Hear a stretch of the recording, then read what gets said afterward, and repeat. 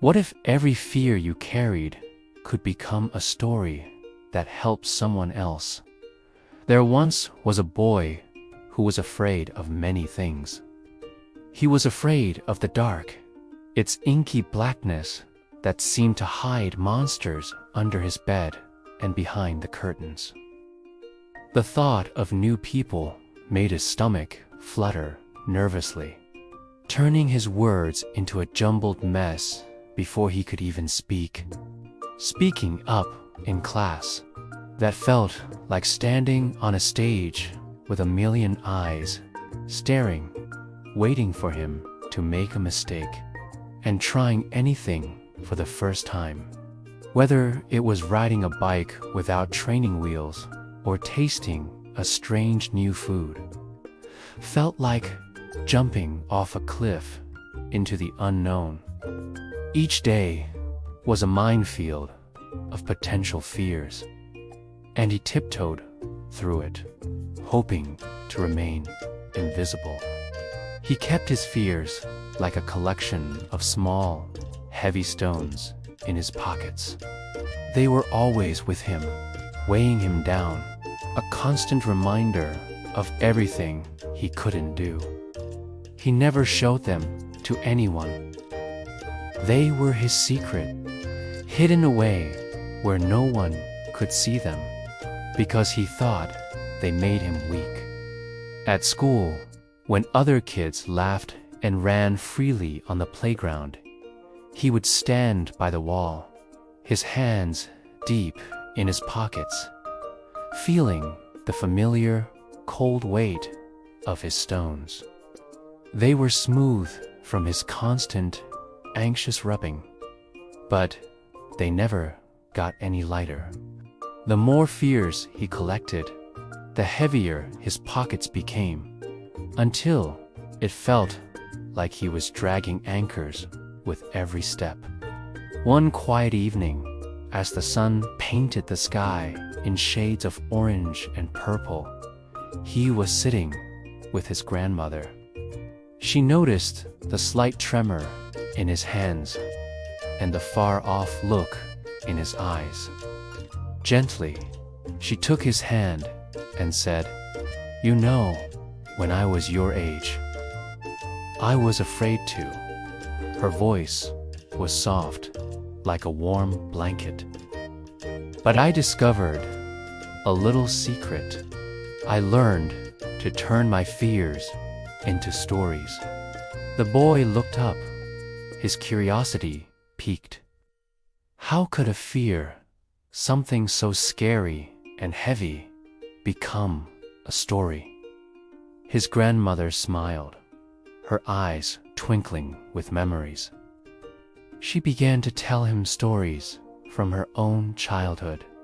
She described the feeling of her hands shaking so much she could unhold a glass of water steady before her first piano recital. She turned that fear into a story about a girl with dancing hands who played music that made the whole world dance with her. She talked about her first day at a new school in a city where she knew no one. That became a tale of a brave explorer discovering a new land filled with strange and wonderful friends. She explained how writing down what scared her made it feel smaller, more manageable, and later, when she shared those stories, she discovered something incredible. They helped other people who felt the same way feel less alone. Her stories became little bridges connecting her heart to theirs. A spark ignited in the boy's mind. That night, he found an old, empty notebook and a pen. He sat at his small wooden desk, the lamplight casting a warm glow on the page. He took a deep breath, the first one that didn't feel tight and constricted. Then he began to write.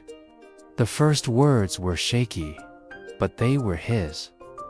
Once there was a boy who was afraid of everything, but he started anyway.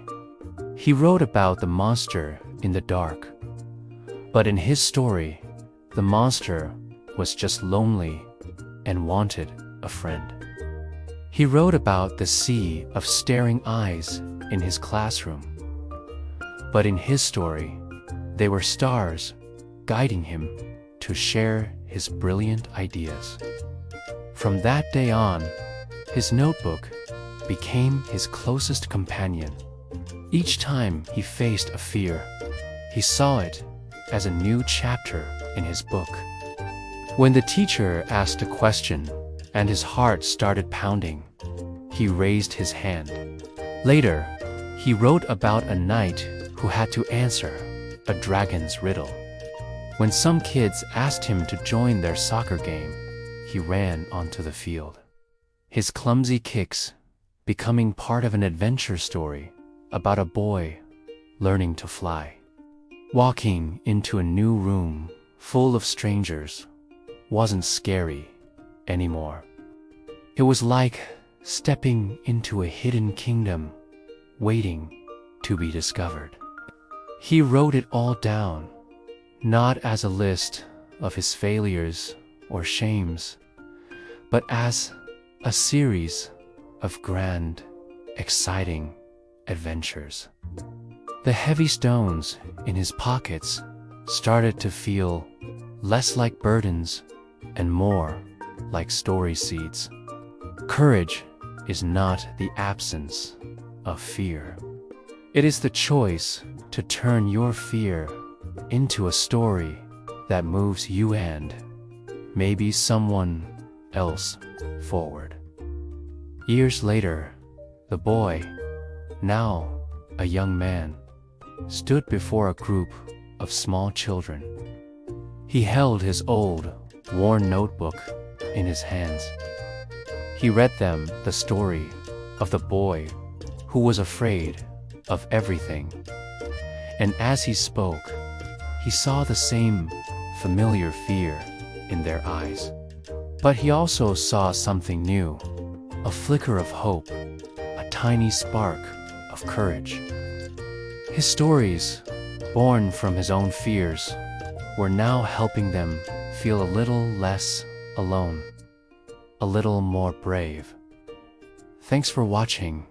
We hope this story inspires you. If you're looking to improve your English through more stories like this, be sure to subscribe to our channel.